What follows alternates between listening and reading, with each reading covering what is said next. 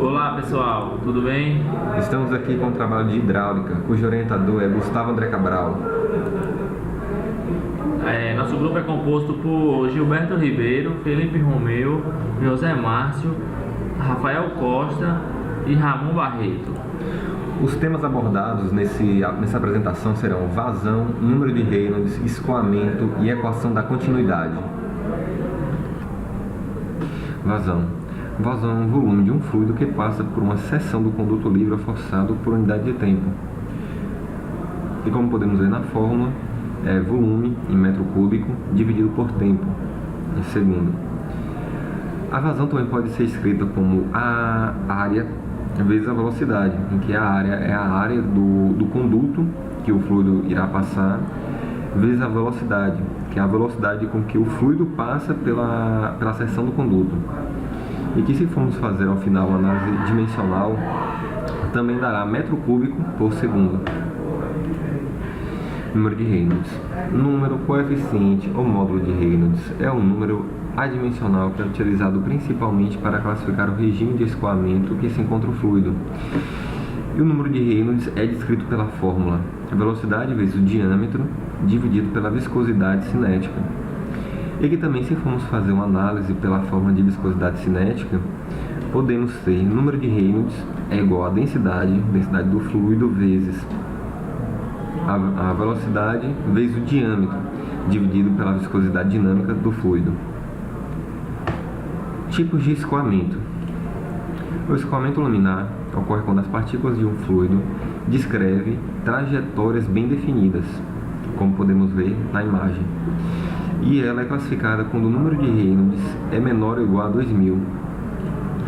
E temos o escoamento turbulento, que é quando o fluido descreve trajetórias irregulares com movimentos aleatórios, como vemos na imagem. E é classificado quando o número de Reynolds é maior ou igual a 4000. Mas agora você deve estar se perguntando, bem, e quando o número de Reynolds fica entre 2000 e 4000? Quando o número de Reynolds está nesse intervalo, ele não descreve o comportamento turbulento e nem o laminar, possuindo características intermediárias, e é classificado como o escoamento crítico ou escoamento intermediário. Vamos demonstrar agora, pessoal, escoamento laminar e turbulento. Escoamento laminar. Trajetórias bem definidas com baixas velocidades, como você pode ver agora no vídeo. Escoamento turbulento. As partículas descrevem trajetórias irregulares com movimentos aleatórios. Escoamento permanente. Ocorre quando as propriedades de um fluido em cada ponto do mesmo não variarem no tempo. Ou seja, o gradiente da velocidade e do nível são nulos, iguais a zero. Não existe a variação de estado no sistema. A vazão é constante. Observa-se no gráfico seu comportamento linear. Escoamento não permanente. Se as propriedades do fluido em um ponto do campo variam com o tempo, o escoamento é dito não permanente. Portanto, suas propriedades têm comportamento diferente de zero, tendo uma variação com o tempo. Esta situação ocorre na maioria dos problemas hidrológicos de escoamento superficial e de rios e canais. Percebemos no gráfico essa variação constante de acordo com o tempo. Escoamento uniforme.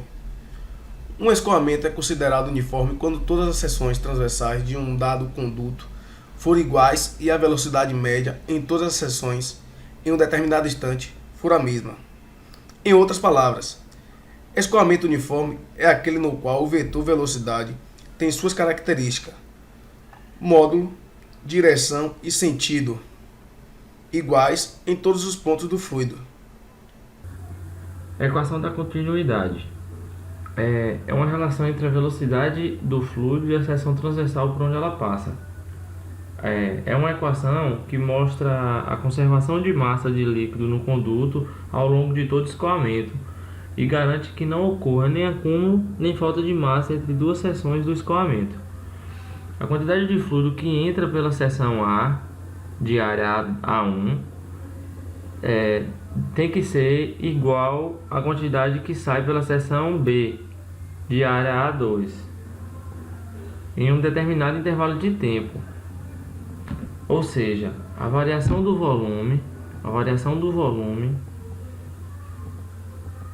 em A tem que ser igual à variação do volume em B, que aqui está representado. A variação do volume 1 sobre uma variação de tempo tem que ser igual à variação do volume 2 em B sobre um intervalo de tempo.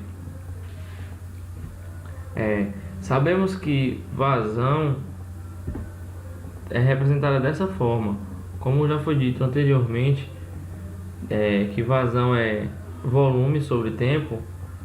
Então, a partir dessa equação, podemos dizer que vazão 1 é igual a vazão 2. E também vimos anteriormente que vazão pode ser representada pela velocidade do escoamento em determinada seção vezes a área da seção. Então podemos representar essa equação da seguinte forma: velocidade na seção 1 vezes a área da seção 1 igual a velocidade da seção 2 vezes a área da seção 2. Essa é a equação da continuidade. A partir dessa equação, podemos dizer que em qualquer ponto do escoamento do fluido, o produto da área do tubo pela velocidade de escoamento é constante. Consequentemente, nas partes de menor área do tubo, a velocidade de escoamento é menor.